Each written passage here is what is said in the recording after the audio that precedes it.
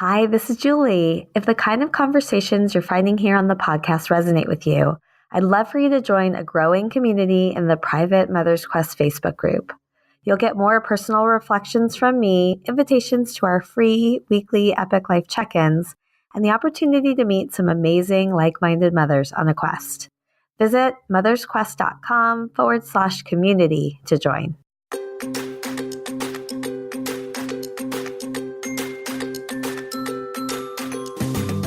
Hi, and welcome to Mother's Quest, a podcast for moms like me ready to live our own truly epic life.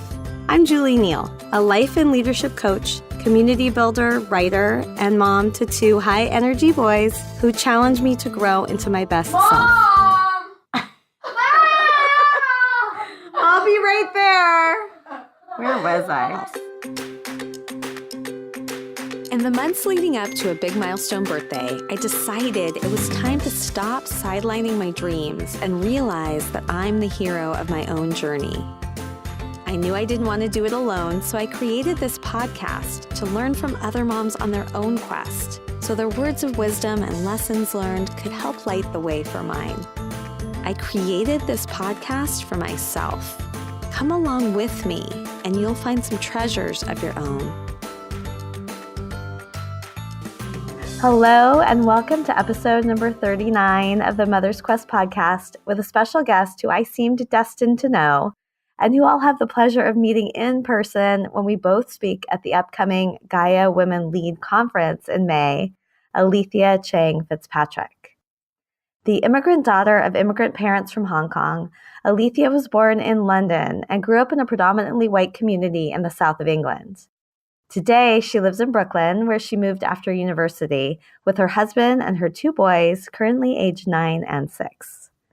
An advanced certified coach with the Gaia Project for Women's Leadership and a Myers-Briggs certified practitioner, Alethea is also the founder of Photo Sanity, where she helps parents find presence, joy, and connection through photographing their kids. She has a background in architecture with a B.Arch from Pratt Institute and almost 20 years of experience as a licensed architect in New York City. Alethea is a multi-passionate person who's arrived at a point in her life where all the parts of herself and her path weave together in unique ways. Before I tell you about the different threads we explore, I'm honored to share this episode's dedication from a mindful mom who will be one of the first founding members of the upcoming Mother's Quest virtual circle, Katie Hannis. My name is Katie Hannis, and I'm excited to dedicate this episode of Mother's Quest with Alethea Fitzpatrick to my grandmother, Marion Walden Cowan. We called my grandmother Nanny, and although she passed away when I was very young from ovarian cancer, she left such a legacy that I heard stories about her my entire life. I felt deeply connected with her, and I've always felt like she was right there supporting me and that I had a real relationship with her. Even as an adult, to this day, I often find myself directing prayers to my nanny and asking her for guidance when I'm stuck or lost or afraid. Something my grandmother taught me by her life's example was how to trust my gut and to not be afraid to do life differently than everyone else around me. This took me a long time to learn, but I finally started to get it when I became a mother. I had the confidence pulled out from under me, learning to parent a child on her own developmental timeline. I learned that in order to really hear my own internal compass directing me, I first had to learn how to listen. And for me, listening happened best when I was alone and when I was out in nature. It also seemed to happen when I was snapping pictures of things that seemed very ordinary, but had some kind of spark that felt like magic or art. And when I put my camera on something like this, whether it was the wavy texture embedded in a fallen tree trunk, or the pattern on the shell of a bug, or the way the roots of a tree had emerged above the soil and braided themselves together, I felt tuned into an undercurrent that was sacred. My camera also helped me reveal my perspective to others, where they could see the magic I was seeing too, in a way that my words would never convey. There was something spiritual about the process of capturing a moment, surfacing magic from the ordinary, and not only in the act of being present to take the picture, but also in revisiting the images and finding the same feeling states and sense of the divine return. When I heard Alethea Fitzpatrick was going to be talking about something called mindful photography, I immediately recognized it as an appropriate name for my own practice with my camera, a practice that's helped me get still enough to hear my inner voice and perspective and to trust that it's telling me something worth hearing. I'm excited to learn about Alethea's practice, and I continue to be grateful to my grandmother for reminding me I'm surrounded by a circle of love and ancestors. So why not go ahead and play with trusting my instincts and seeing how it all turns out. Thank you, Katie, for that beautiful dedication in honor of your grandmother and for highlighting the ways you listen to your own voice and find presence in your photography practice. In this episode, Alethea and I explore the many ways that she finds presence in her life. We discuss how the current political landscape has caused uncomfortable but important personal growth in the areas of diversity, equity, and inclusion in both of us, how motherhood can turbo boost our connection to ourselves, and how we can use photography as a tool to bring mindfulness with our children and grace to ourselves as mothers. We also discuss what she's discovering about how the Myers-Briggs personality assessment in women's leadership and in parenthood identifies our preferences and helps us make choices that energize rather than drain us. Finally, Alethea gives us all a challenge to reflect on our own zone of genius. And then she'll come back into the Mother's Quest Facebook group in a few weeks for a live conversation to help us make sense of what we learn. I was personally so energized by this conversation with Alethea. I hope you, like me, come away from this conversation excited and inspired to look at how the threads of your own life weave together, what your personality preferences are, and how you can become more fully present and in your zone of genius for a more epic life. I'm Julie Neal, and this is Mother's Quest. Welcome, Alethea, to the Mother's Quest podcast. So excited to have you here today. Thank you, Julie. I'm so excited to be here. This conversation, like many others, I feel has been months in the making. I feel that you and I are destined to know one another. We've definitely been finding one another in different circles. And one way that we initially became connected is that we both know Elizabeth Cronus-McLaughlin. Yes. And we'll both be speaking together at her upcoming Gaia Lead conference that's happening in Santa Barbara. So I'll get to meet you in person. I know. I'm excited about that. And we also began to know one another in a course we were taking, Diversity is an Asset, that Desiree Adaway and Jessica Fish were leading. I think we started to connect over some really deep questions, exploring diversity in that group. Yeah, I think it was in that group. And then we realized that we were also connected through the Gaia Project. But yes, I remember that being is the first time that we kind of connected and started the conversation. So yeah, this is great to come on the podcast. And since then, you and I have had a chance to get to know one another a little bit. And I've been fascinated by all of the different ways that your life journey has brought you to so many different gifts that you have. One of those is Myers-Briggs, and I know we're going to dig in more, but I'm just really looking forward to how this unique intersection of all of the parts of who you are can support me and the Mother's Quest community. Yeah, no, I'm thrilled to be talking about it too. It is funny, I think, that many of us who have a lot of different interests that can sometimes feel disjointed, but I have been really enjoying kind of seeing it all come together over the past year or two. So that's been exciting, and I'm happy to share that story with everyone. Beautiful. So I know you're a podcast listener, so you've heard several episodes and you know how these typically go. Yes. The first question is, deeply looking at your own childhood. So I'd love to hear about where you grew up, what that experience was like, and the impact that your own mother had in shaping who you are today. Yeah, so I am actually an immigrant daughter of immigrant parents. So my parents grew up in Hong Kong, but they moved to England after getting married, and I was born in London. And I have a younger sister. So my sister and I, we grew up in the south of England. My mother did stay home, I think, for probably about 7 years. So I was 6 or 7, and my sister was 3 or 4, maybe it was 6 years.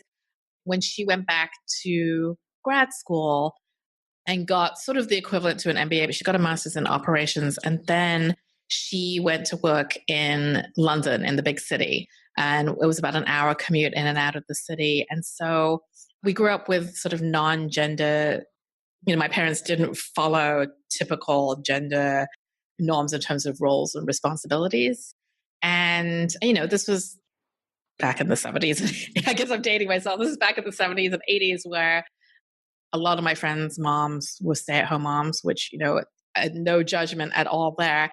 But I think what the influence that my mother had on me, and my sister has talked about this too, is that we saw different models playing out in our family to what is still today, is not necessarily the norm, of my mom working in the city, of my dad packing our lunches, dropping us off at school, doing carpool. My dad was usually the one getting dinner on the table before going to pick my mom up from the train station.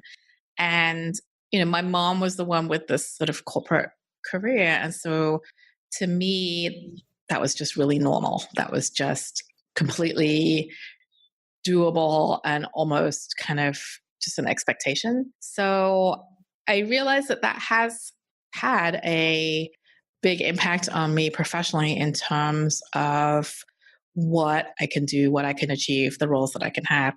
And, my mom and dad were both always very clear that having kids was for them one of the most rewarding experiences of their life. But they were able to do that while also having, rewarding professional careers as well. And so it's just been a model that I've had my entire life that I'm really grateful for.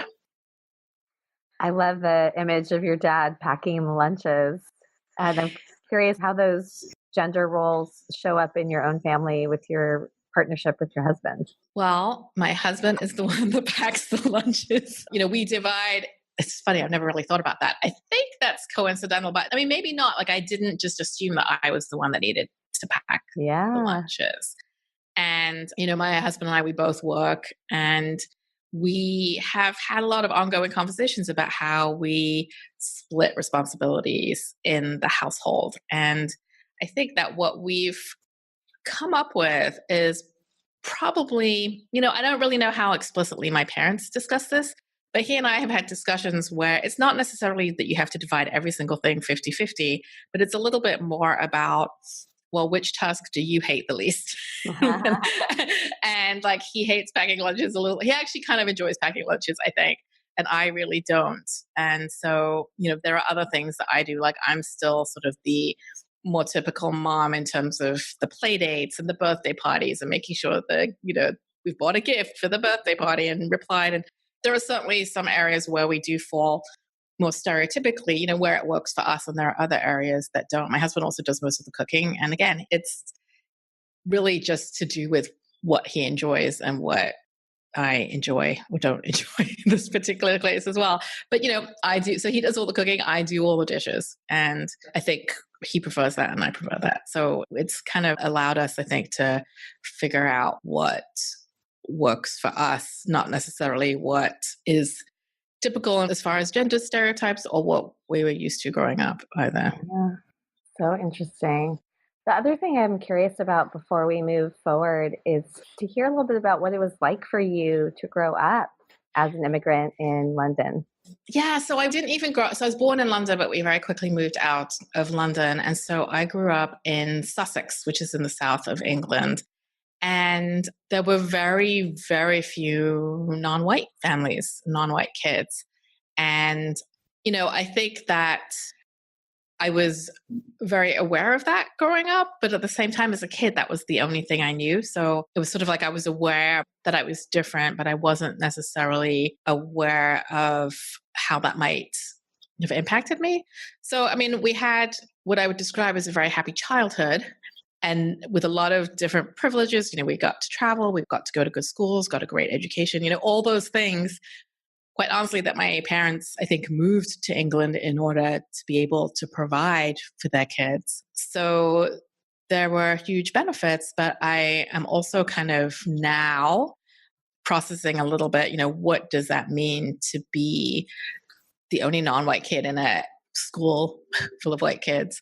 Really, my whole life being very used to being either the only woman in the room or the only non-white person in the room, or sometimes both. And I think that my childhood prepared me to be very comfortable with that, but there also, there's an impact to that also that's different to growing up amongst people and within a community that looks like you. So, I'm still processing some of that.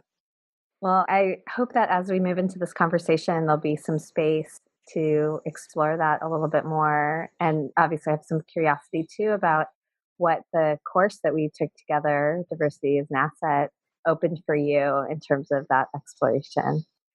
For me, and I've talked about this elsewhere too, it was sort of in the run up to, the US election in 2016 and sort of the aftermath of that result. It has really come more to the forefront for me than it has previously, which is a reflection of the privilege that I've had, that I haven't had to confront that earlier in my life. But certainly with the way things have been unfolding in this country, it's something that has really come to the fore for me. And I've spent the past couple of years really sort of actively educating myself, learning about, the history of race in this country, but also reflecting on my own experiences through that lens. And it's been really, really kind of I'm so grateful. It sounds weird to say. And I've spoken with a lot of women who sort of have had the same reaction of being so grateful for the opportunity to kind of explore some of these issues and questions. And it's been really hard at times, I won't lie, but also has really given me more insight into myself. Honestly, it's really given me more insight into myself and into others. And, as a consultant and a coach, I kind of use everything that I learn to also look at how I can then turn it into something that I can help other people with. And we could talk more about it as we get into the discussion. But yeah, it's really been quite incredible. I've learned a lot. Yeah, I can relate also to this idea of what we've been going through in the country since Trump was elected, as in some way this opportunity to explore things that I know I wouldn't have otherwise. And I do feel like I'm, becoming a better person as a result of that exploration. And it's not always comfortable. And yes, Desiree often says within that course that they're in the community that they're really creating a brave space. I really value that experience of delving into places that I haven't before, as you have. Yeah, I think it's been a wake up call for many people. And obviously, it's been mostly a wake up call for people with privilege, right? So to understand what certain segments of, the population in this country have experienced their entire life, but it's sort of coming more to the surface. And yeah, it's not pretty a lot of the time, right? It's not pretty. I mean, they're difficult realizations and difficult conversations to have, but I think very much needed, very much needed.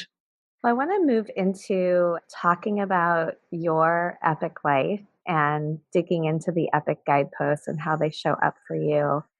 And just as a reminder, epic has two connotations for me. One is definitely this idea that as mothers, that we are not only about supporting our children to pursue and fulfill their dreams, but that we also need to invest in our own life journey. And in doing so, we actually giving our children a powerful gift because they'll learn so much from what they see us experience. I'd love to hear whether and how this idea of an epic life resonates for you and what you feel like you're most on a quest for in that life right now. Yeah, no, the idea totally resonates with me. I'm a mom. I have two boys. Liam is 9 now, and Jack is 6. And for me, and this is something that I'm really passionate about helping my clients with too, helping, sharing that story is for me, becoming a mom kind of just was almost like a turbo boost in terms of bringing me back to myself in many ways. I feel like, and I talk about this, that I think there's a myth that motherhood means that you are like taking a hit to your career or your professional life or to your other interests. Certainly, when you have that new child into your life, it's a pretty big shakeup, right? To varying degrees, depending on the child that you have. But it is a big shakeup, and it does take up a lot of energy and emotional investment. And that does sometimes mean that your career, your professional life, your other interests take a little bit of a backseat. But I have found that it was temporary, and that for me, it was a real catalyst to push me to think about what is really important to me. Like when your time becomes more limited, it was a real opportunity to be like, okay, well, what, like, if I'm, for the time that I'm not spending with my kids, it really better be worth it. And I really had, not just for myself, but I really had a whole new sense of wanting to create the most value that I could in that limited time, limited by choice, but limited time that I had. So I actually feel that that parenthood has had such a positive impact on all the other aspects of my life, including my career professionally, my business, all of those things that we're going to get to talk about. And I love to share that story with young women because the story, that's not really the impression that you get about motherhood. I've spoken with so many women who are just, want to start families, but are afraid to because they're afraid of the impact it's going to have on all of the other things in their life that are really, really important to them. And, everyone makes their own choices about how they're going to spend their time, their life. And all of those choices, I believe, are valid. But I never want a woman who really wants to have kids to make a decision not to because they are assuming it means that they will be making sacrifices in other areas of their life. And again, of course, there are sacrifices, but sort of the net gain to me, or the opportunity for a net gain, is huge. And so that's really where your EPIC guidepost framework really resonates with me. Yes.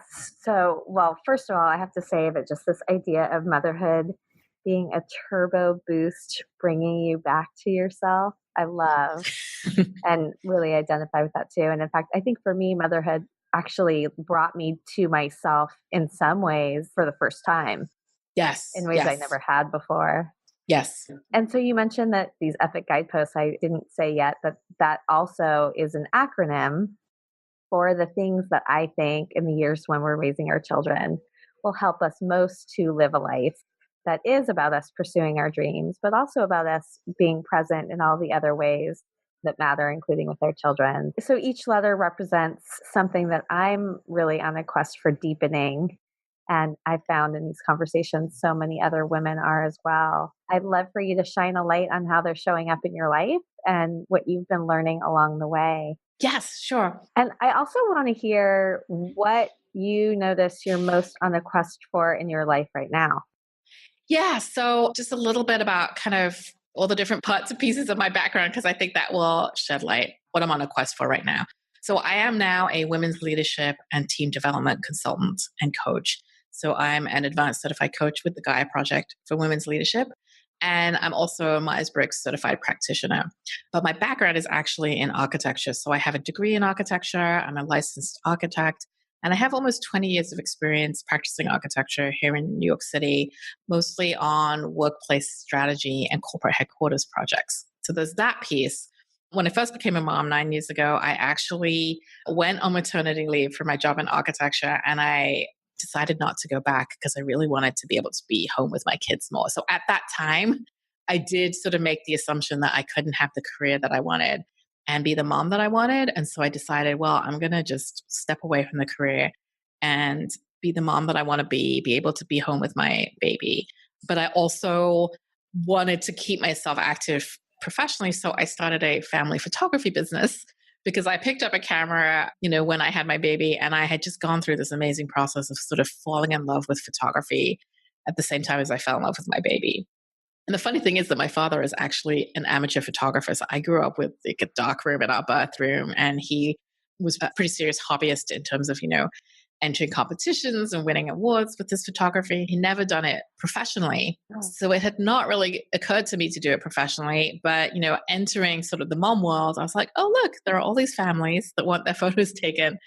So I did that for a little bit, and then it kind of morphed into a lot of people. This was back when sort of Facebook was just starting to really get popular. The iPhone had just come out. So people were just, taking more and more photos and sharing them and really wanting help with taking better pictures of their own kids. So I created my business Photo Sanity to do that, to teach parents. But it wasn't just about taking better photos. It was really about using your camera to find joy and connection and to be present with your kids. Mm-hmm. So it was a little bit of a different approach to your typical photography class. So I did that for a few years. Then I went back to architecture for a few years. Then I quit again to relaunch photo sanity, but really, and that was like 18 months ago. And over the course of the past 18 months has really been where, and partly as we talked about in response to the election here, I really have always been passionate about supporting women. And in my work through Photo Sanity was mostly working with women and kind of hearing behind the scenes, not just kind of photography struggles, but parenting struggles. And a lot of those parenting struggles were really to do with, work-life navigation. Like, how do I manage a career as well? The things we've just been talking about. How do I manage a career and still be present for my kids? And how do I stop feeling like I'm never doing it well enough? Like, that was kind of the theme that I just kept hearing. And as I dug into it more, I really wanted to add more tools for me to be able to support my clients with those kinds of questions. I was sort of drawing from my own sort of insight and intuition and my experience, as a woman, all my years in architecture working, my experience going back as a working mom into corporate also. But that was when I took the Gaia Project coaching certification. And that this is a very long answer to your question, by the way, but yes, but that kind of blew me away because it gave me a framework that was just so aligned with everything that I believed in and everything that I'd experienced or seen other women experience or hearing from other women. And then the way that Myers-Briggs came into it was that my husband actually went on a leadership retreat with his company, and he did this detailed Myers-Briggs Step 2 assessment. We could talk a little bit more later about what that is. But he came back from this conference and he was like, did you know you could become a Myers-Briggs certified practitioner like in New York City, like next month? And I was like, oh, and I've been interested in Myers-Briggs for a long time. But he really kind of made me look at it in a different way as this, and he really sort of brought it to my attention as a possible certification. So I signed up for it without thinking too much more about it. And it was a 4-day training. So it was like 32 hours and my mind was completely blown. I loved it so much, totally geeked out about the Myers-Briggs framework, but all of this depth and nuance that I had no idea about previous to taking the training. To get back to your question, what I'm on a quest for is to bring all of these different pieces together. So really, I'm sort of putting photo sanity a little bit aside on the back burner. I'm not closing it down, but I'm, and I'm still, taking clients. I'm still working with some of my clients, but I'm really focusing on women's leadership and team development, using Myers-Briggs and using the Gaia Project methodology to really support not just individual leaders, women leaders, but also teams and companies in terms of aligning with what naturally energizes you, understanding each other, and in that way being able to increase your impact without sacrificing yourself in the process. Because what I see is women particularly, and of course this is often compounded when it's a woman of color or where there are other sort of identity intersections that compound these issues. So, sexual orientation, class, religion, ethnicity, all of the, age, mental and physical ability, all of those kinds of things. But, for me as a woman of color, sort of gender and race are where I have the most experience, where I feel I can best help people. But what I see is women either hitting a wall in terms of the impact they feel that they can make, or where they are, on a growth trajectory, like the personal cost of that growth trajectory is feeling increasingly too high. So I'm really looking to help, increase the impact, reduce the cost, or both. And that's my quest right now, because that is what I have come to see is the way that I can create the greatest value to making the world a better place for everybody. Because I believe that when we cultivate women as leaders, and when we cultivate in other underrepresented groups, I believe that the world is a better place for everyone. And I know that's something that's central to your work too. So, yes. Yeah.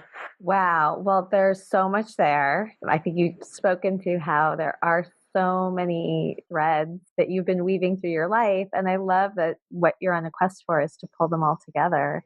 And I hope that, as we continue through this conversation, that we'll be able to help shine a light on the ways that you're doing that. You Yeah. mentioned Myers-Briggs as a powerful framework, and I love frameworks. And for Mother's Quest, EPIC, in addition to, that connotation of pursuing a hero's journey or heroine's journey, is also a framework, and each letter represents a guidepost of the things that I'm on a quest for, and so many of the women in the Mother's Quest community are also on a quest for. So I want to dig more now into each of those guideposts and hear about how they're showing up in your life. Yes, absolutely. So the first guidepost, E, stands for engaged, and this is about being engaged mindfully with our children. Tell me about the ways that you've learned to be most present with your children. Yeah. So I think, the photography has always been my tool for that. So photography has always been my tool for being present and really using my camera to help me be in the moment. So I think it's really easy to get sort of in our heads about like our to-do list and all the things that we have to do, or all the things that we're not doing.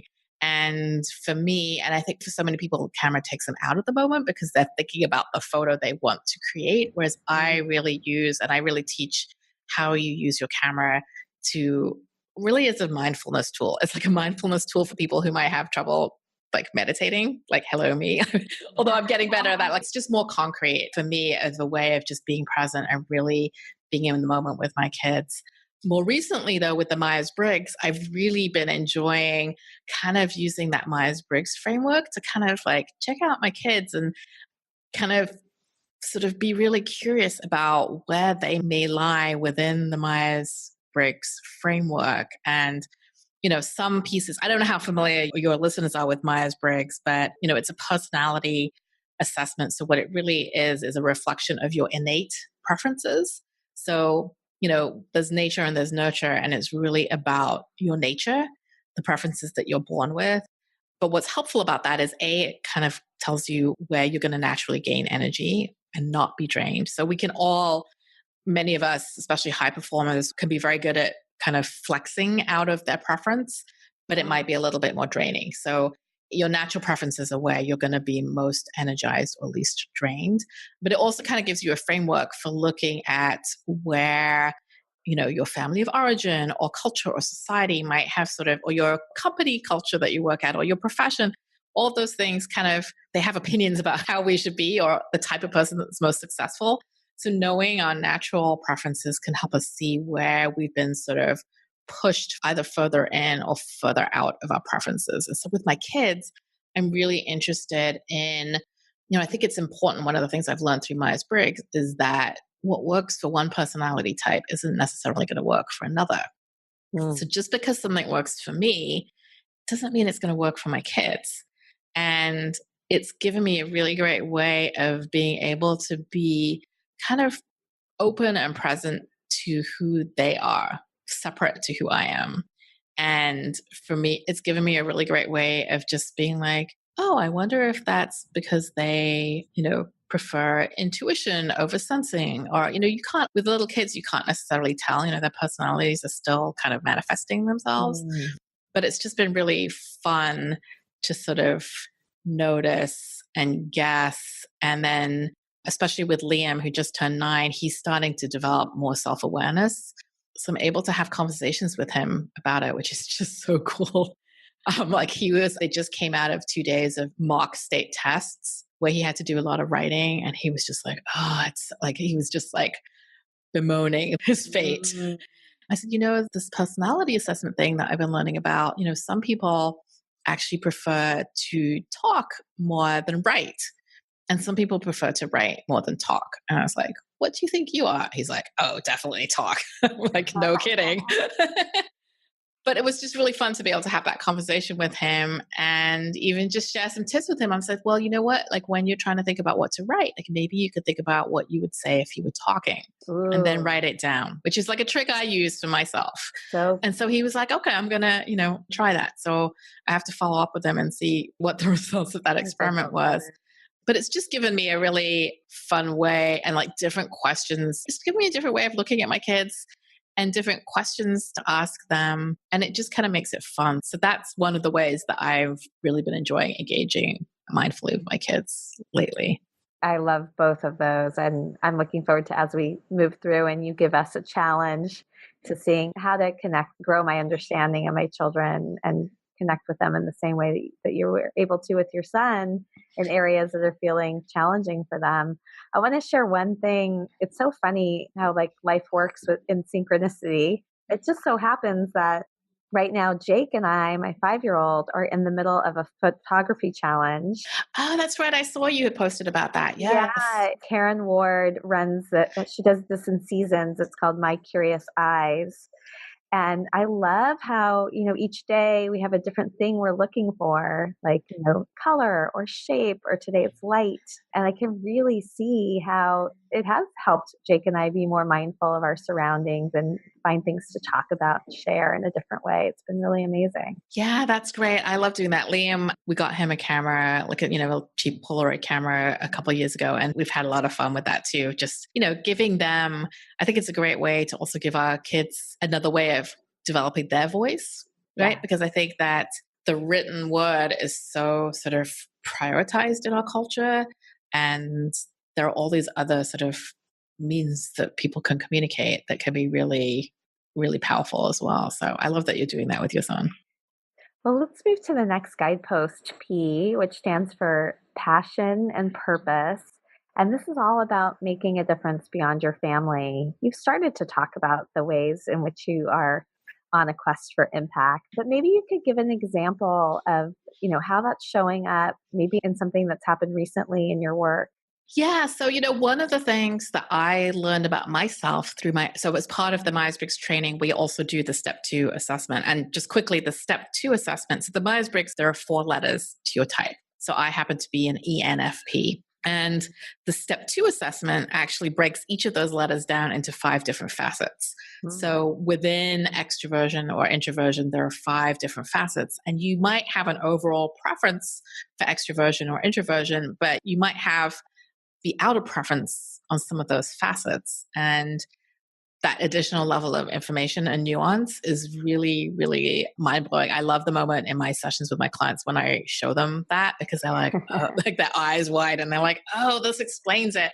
Because often we're like, well, I'm an extrovert, but I have to get over the initial hump. Mm-hmm. And sure enough, on the initiating receiving facet, I'm more of an introvert. Whereas on all of the other facets, I'm more of an extrovert. But one of the things that I learned through doing my Myers-Briggs, it sort of reminded me, I feel like I've had to learn this lesson many times across the course of my life. I love interacting with people one-on-one. I love working one-on-one, coaching, having clients one-on-one. But whenever I only do one-on-one, my energy starts to flag a little bit. And it's so confusing to me because I'm like, I love coaching. But what I realized is that interacting one-on-one is actually a little bit more of an introverted way of interacting with people. Like introverts also love to go deep one-on-one. And I also really love being part of groups, and I sort of thrive on that group energy also. Yeah. And so it really helped me realize, oh, I shouldn't be trying to build an exclusively one-on-one private coaching practice. What really excites me is working with companies. And that's what I've done. I've had companies as clients sort of my whole career as an architect. What really excites me is being able to impact at a larger level than just the personal level. And I think, there's nothing wrong with only for people who love coaching and that's all they do. That's fantastic. Like not everyone has to work at all these different levels, but I really love being able to have an impact at a sort of institutional and systemic level as well as an individual level. And that was something that the Myers-Briggs helped me to see and kind of supported and validated me just going for that. So in terms of impact right now, I have started to focus on reaching out to companies and organizations to talk about helping them better cultivate women as leaders. One of the things I definitely see is that there are a lot of companies and managers who really want to support women and cultivate them as leaders, but either they don't know how or their efforts are not yet achieving the intended results. And I love to go into those companies and, sometimes an outside consultant can have a little bit of a better view into what are some of the best practices, where some of the sort of leaks in the pipeline might be, or where some of those efforts might be falling short. So that's the work that I am starting to do. And I'm really just so energized. by that on top of the work with my private clients. I could just see how powerful it is to have this tool to help you better understand yourself. And I liked what you said too about like we often have this own internal sense of what we want, but we somehow feel like we have to give ourselves permission. And it Yes, seems like this yes. tool is a way of validating and supporting us to follow what our instinct and intuition has already told us. Yes, it really is. And because it is so, there's also so much, they make it very concrete and very specific, and it's very data driven in terms of how they've developed the framework and the research that has happened over literally decades. So it kind of just gives you backup for what you already know about yourself. And I think that's really important for women, especially when a lot of the messages that we receive on an ongoing basis are kind of going the other direction, right? Are telling us that we need to be more this, or we need to be more that, or this is not how we should be, or, holding, the unattainable standards of perfection that we're held up to. So we receive a lot of messages, and I see this with my clients as well, and again, it's compounded for women of color or LGBTQ women, or, women with other underrepresented groups. I see very much kind of the sort of the ongoing trauma of feeling like you cannot be yourself, or that you cannot succeed if you are yourself. And that is just work that I'm really excited to kind of unpack with people and to have a framework for doing that. Wow, so powerful. Well, we will definitely be including links in the show notes for how people could work with you, either one-on-one in their organizations. Yeah. I want to move to the next guidepost, I, which stands for invested in yourself. This is all about, the ways in which we honor and prioritize our own care, our own growth, our own joy, our own needs. How is that showing up in your life? So again, since being a mom, it's always been photography. And I like to think of photography almost as self-care, a form of self-care, because it's a way of not just being present and mindful and finding that joy in your everyday life, but it's also a really good counter to the negativity bias. What I see with women especially is at the end of the day, it's really easy to just go through the litany, like to berate yourself for all of the things that went wrong, or that, you didn't do, or you didn't do as well as you wanted to do. And instead, your photos can show you kind of a different story. So it's easy to be like, oh, like I yelled at the kids when I didn't mean to, and we were late for the bus, and they forgot to pack their lunches, and, like all that stuff, right? That happens. Whereas instead, your photos can tell you a different story.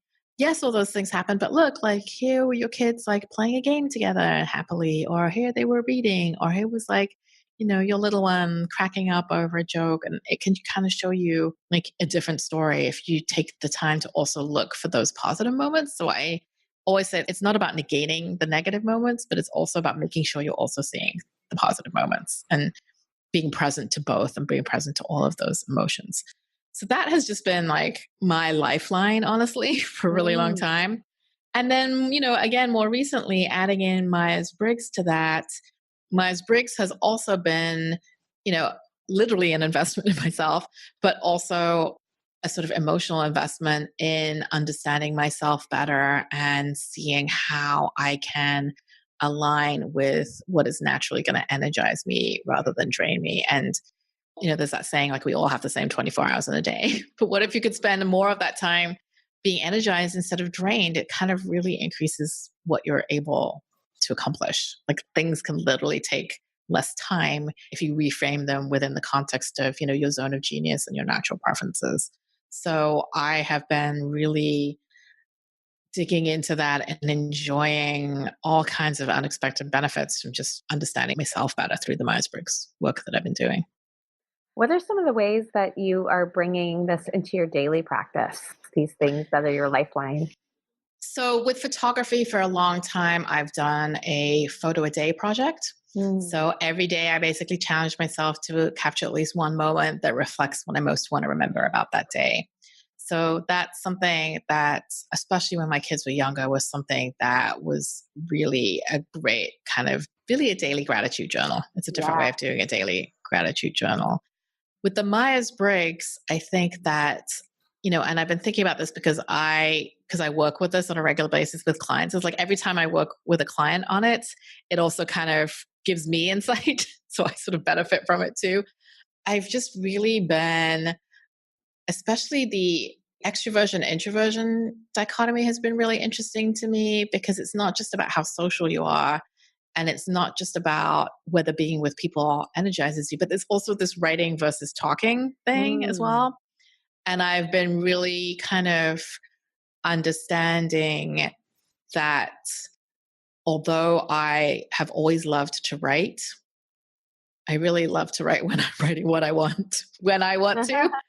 Right. Sort of, it's the same with Liam. It's exactly the same with Liam. Liam will write pages and pages and pages of a story that he comes up with over the weekend. And then sometimes I'll look at his homework and it's like a 3-word answer. I'm like, really? That's all you could, where are all the pages of words that I saw 2 days ago? But I'm kind of the same way. So I'm really sort of just going with that and letting myself write when I feel inspired rather than trying to force myself to write on a schedule. So, I think my preference for extroversion comes into that, but also the P, the perceiving versus judging. P is a lot more spontaneous and open-ended and, less planned and scheduled. So I'm finding myself so much more energized when I allow myself to write and share when I want to, instead of trying, like I tried for a couple of years to kind of keep myself on a weekly blogging schedule. And frankly, it was just like, it was the same as my son with the state test. I was just like, so that has really helped. And also thinking about writing. My zone of genius is to do with teaching and coaching and mentoring. And when I think about writing as a form of teaching or coaching, literally I can write and create content so much more quickly because it's now in my zone of genius rather than thinking about, writing. That makes perfect sense. Yes. Just to channel it through what you know about yourself and what motivates you. Yes. Yeah.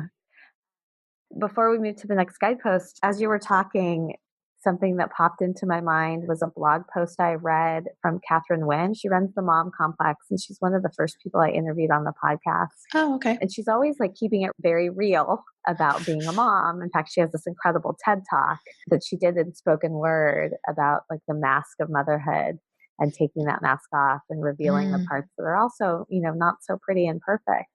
So she talks also about, feeling often like she's not the mom she wants to be. But one of the things that she does to counter that negative self-talk is when she does something like come to her child's school and read to the class, and she's feeling like so inspired and connected about showing up as the mom she wants to be, she captures a photo of that. Yes. And then looks at it whenever she has one of those moments of like, I'm a bad mom. And then she reminds herself that. Yes, that's beautiful. That's exactly what I practice and teach. And also it kind of helps us process the bad moments too. Like I have photos I won't necessarily share, but of my kids having tantrums and meltdowns, and just be like, it kind of helps you to just sort of accept like, this is my kid having a tantrum. I have no control over it, and I'm just going to wait it out, and I'm going to take a few photos so like I know that it happens. It's sort of like validating, like, yes, this is happening. Your child's having a tantrum. You're 2 blocks from your house. And he's too big for you to pick up and carry home. So you're just going to stand here until he's ready to go home. And it helps to get a little distance. Sometimes I've even shown them like, I can see how sad you are. Look at how sad you are. And I'll show them the photo. And sometimes you have to be kind of careful because sometimes it backfires, but sometimes that actually breaks the tension and they see how ridiculous they look and they start laughing. Right. I've got this blog post. I'll send it to you too and link it in the show notes. Inspired by Catherine Nguyen and that TED Talk, where I did capture a photo of my youngest Jay having a tantrum because I wouldn't give him any more bunny crackers. Those bunny crackers. And I shared it on Mother's Day and said, by the end of today, I'm going to share some beautiful photos of all of the lovely moments I'm having with my kids. But there will also be moments that look more like this. And what would happen if we all shared more of these moments with one another? How would that help us normalize the ups and the downs of motherhood? Yes. I'm a huge proponent of that because I think that, we have to be real about and authentic about what we're experiencing. And it's not all good, right? There are a lot of those moments where you're just like, oh my God, I can't believe this is happening. And it happens to everyone. And there's so much that's possible. I like that we're talking about this as I lead into the last guidepost, C, which stands for connected and in community on our journey. I think there's so much that is possible when we do share the full range of our experience with one another. Tell me how this connecting to, people, mentors, partners, all of these relationships has contributed to you living your epic life. Oh, 100%. Like community is one of my core values because part of that is to do with a preference for extroversion, right? So I do energize by interacting with other people. And interestingly, I really like a big part of what motherhood has given me is a connection to so many more people than I previously sort of had access to. I mean, it's not even access, but it's like, I do feel like it kind of just gave me this sort of like pass into a whole different world because it's just this really intense experience that you now have in common with so many people who might be really very different from you in terms of other interests. But here in Brooklyn, we just have this amazing community of families and parents that has just been such a lifesaver. Like, I don't know how people parent without it. Again, I'm aware of my preference for extroversion. So probably for introverts, it may not be as critical. But for me, I had a mom's group that I happened to sort of stumble into when Liam was like 5 or 6 weeks old. And yeah, I don't know how I could have got through those early months without those women. We would like gather at a local cafe and basically like exchange. It felt like exchanging war stories, right? Like, how many times was your, was your kid up in the middle? Like, how many times, were they up in the night? And like, what are you doing for this? And like, did this happen? And I don't know what's going on with this. And did they vomit on you last night? Right, exactly. Or like, have you ever felt, I remember just a really funny conversation about like the dreams that we had when we fell asleep while nursing. Oh. It was just like really weird. And I found even the moms with kids who were like 5 or 6 months older, like once you're out of that phase, you sort of like block it out, some of it, right? So it was just really great to just sort of be in the trenches with other women who were going through some similar things that we were. So that was just truly incredible. And sort of from there, with my business, both, with Photo Sanity, I've worked with hundreds of women and created communities for them to connect and, using the photos and the sharing of the photos to connect with one another as well. That has been incredible. And, through having my own business, I now have a lot of business friends. It brought me into, connection with you, but like so many women, a lot of moms, but not all moms, but people that I've connected with through various different aspects of having my business, my clients, all of these connections.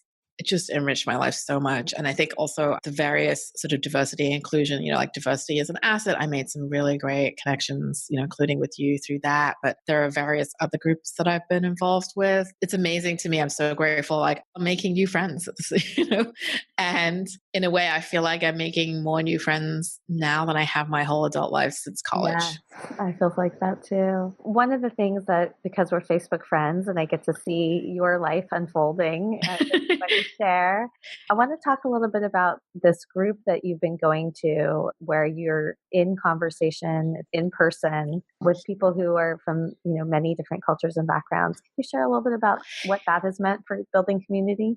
Yeah, so there's a local group that has living room meetings where the sole purpose is for people to share whatever's going on with them with regards to race. And it's people of many different racial backgrounds, different socioeconomic backgrounds, different age, religion. So, it's Brooklyn, so I'm not going to pretend it's completely diverse on every single strata, but it's a group of people that includes many people that are outside the people that I typically encounter in my daily life. And it's been really a powerful experience we just go around the room and each person just gets 3 or 4 minutes, depending on how many people are at the meeting, to just share whatever thoughts or feelings or experiences that they're having related to race. And then it kind of depends on the meeting, but usually there's a little bit of a chance for an open discussion at the end. And people are, I joined and I think the group had been meeting already for maybe a year, almost a year.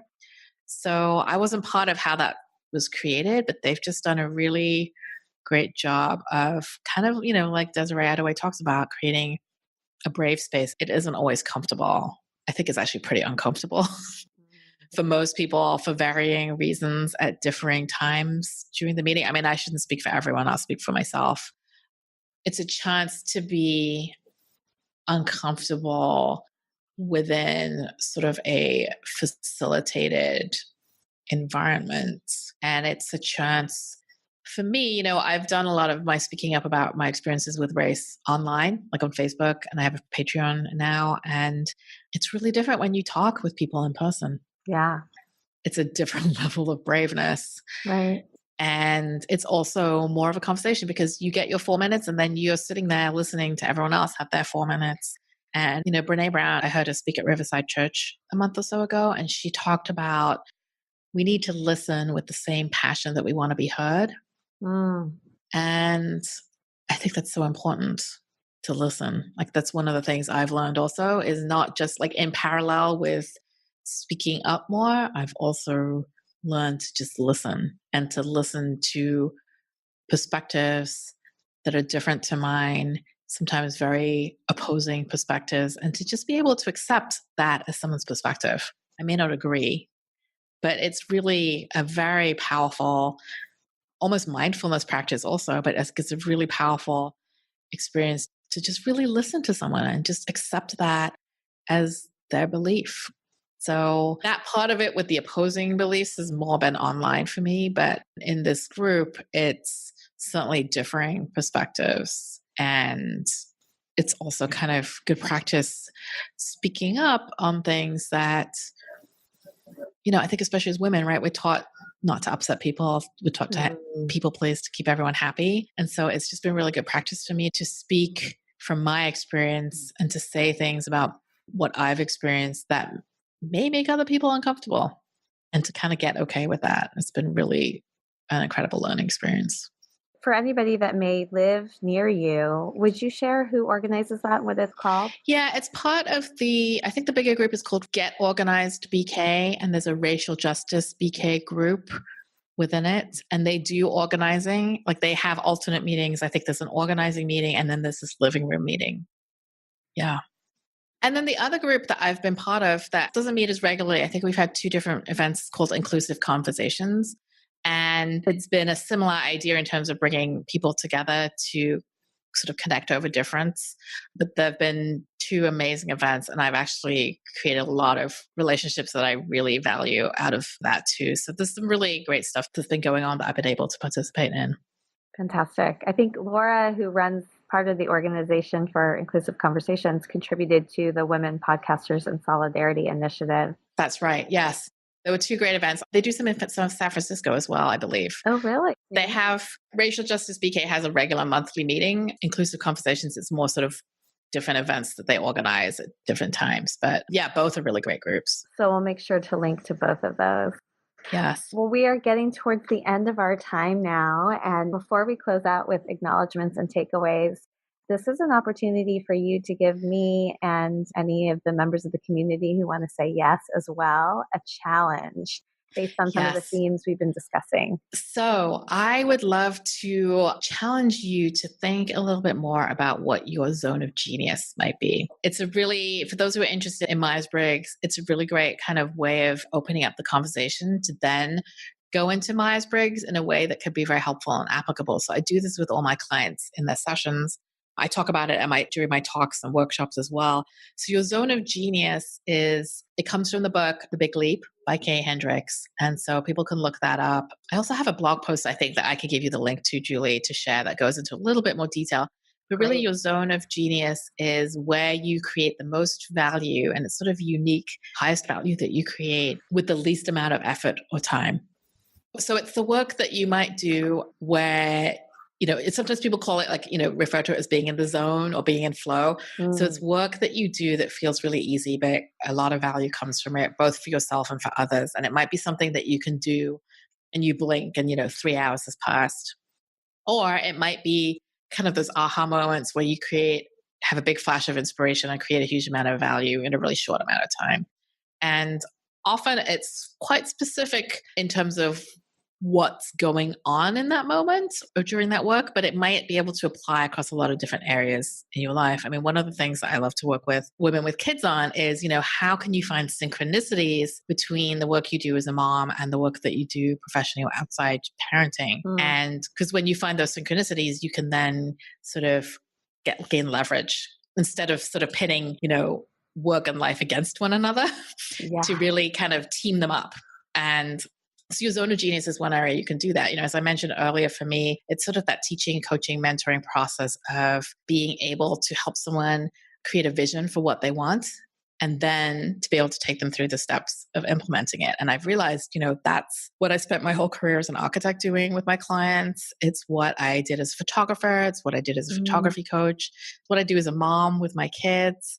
And it's what I do now as a women's leadership and team development coach and consultant. So those are the kinds of questions I ask my clients at the beginning of our Myers-Briggs session.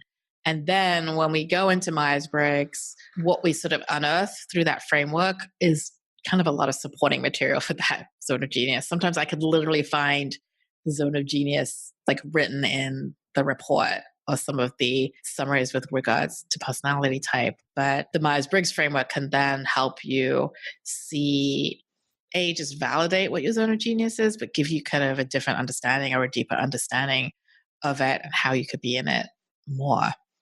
So to summarize, would you mind summarizing the challenge then? Yeah, the challenge is to think about what your zone of genius might be. And if nothing comes to mind right away, one thing you can do is just kind of observe as you go about your day, whether it's at work or in your business or at home, when you feel really energized by doing something, to just kind of take a note of it. And because we've been talking about photography can be a great way. Like, just take out your phone and you don't necessarily have to take a picture of you in your zone of genius or of your zone of genius, but even just like a photo of the coffee that you're drinking or the view out of your window or, your notebook that you're writing in, like just a little snapshot to kind of give you a visual for when you were in your zone of genius. You can kind of gather that data and get a sense for when it is that you create the most value in a way that is energizing to you.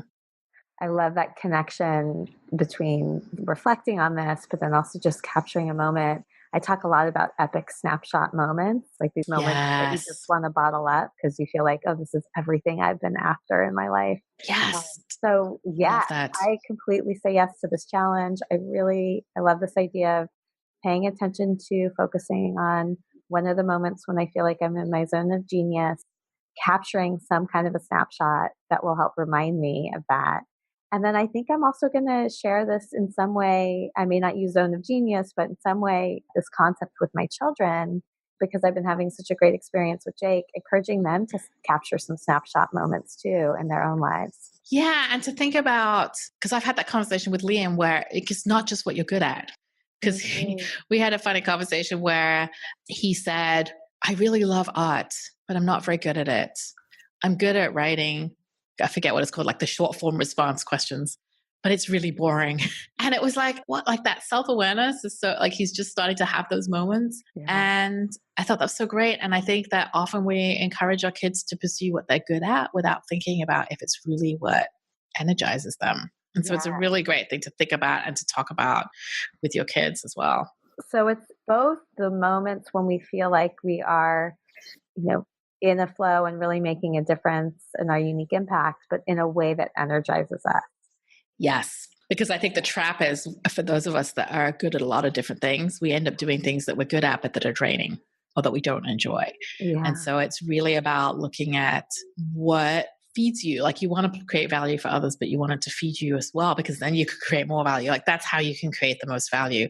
Creating value that drains you is not a ultimately sustainable kind of value to create. So yes, it is absolutely creating value. And it doesn't have to be something really sort of highfalutin. It doesn't have to be like, my zone of genius is, is solving world peace, right? It can be like, I'm really good at organizing data, or I'm really good at, putting together a meal on a plate that looks really beautiful, or I'm really good. Like, it can be really little things that create value. I think sometimes we look at external measures of what value is also, so we can get to define what value is as well.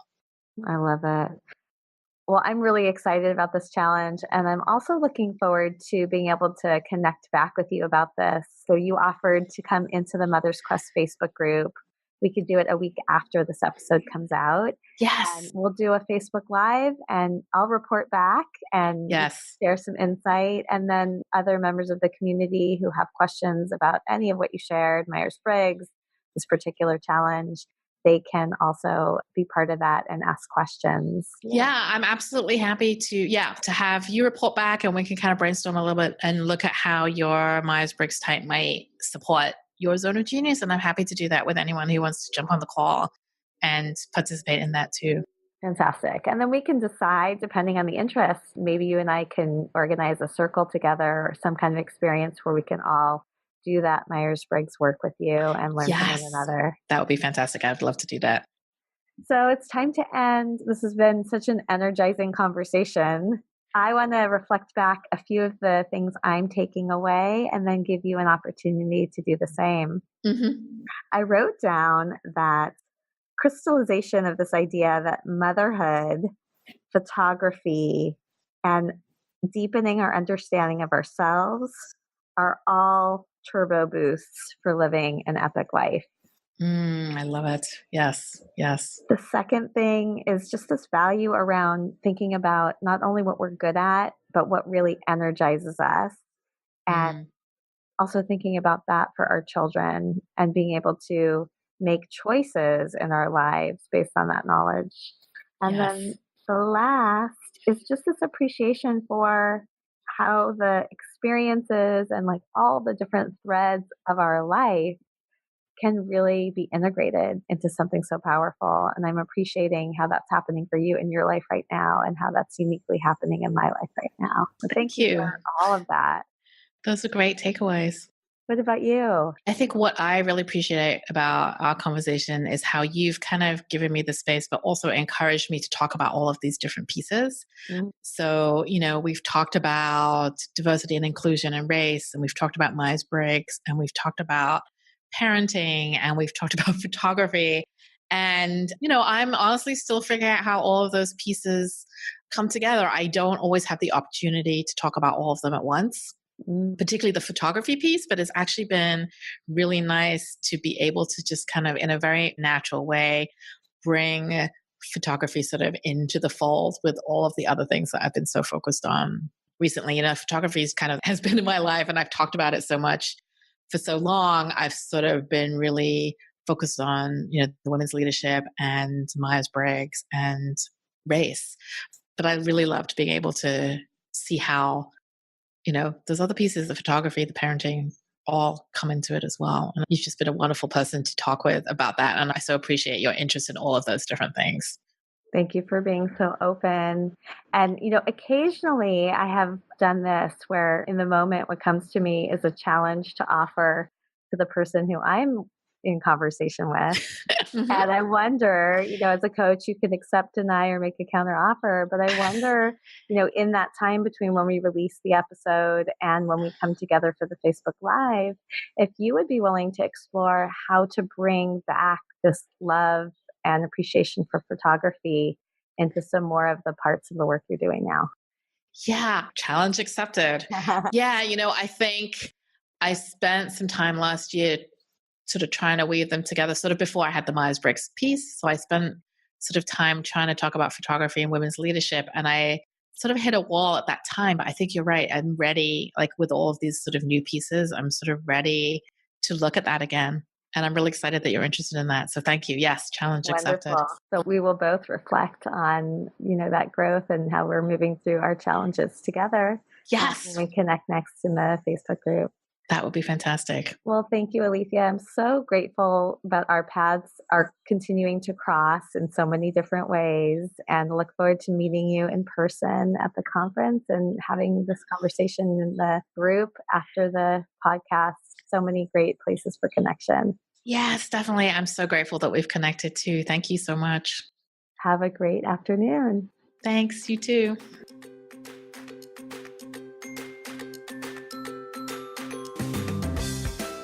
Thank you so much for coming along with me on this episode of the Mother's Quest podcast. I hope this conversation sparked something that will help you live your epic life. If you'd like to get show notes and learn more about the Mother's Quest community, head over to mothersquest.com. And while you're there, I would love it if you would follow the prompts to subscribe, leave a review, and help us spread the word. I want to end with some words to help light the way on your quest. Seize the day. Love your people. Honor your gifts. Until next time.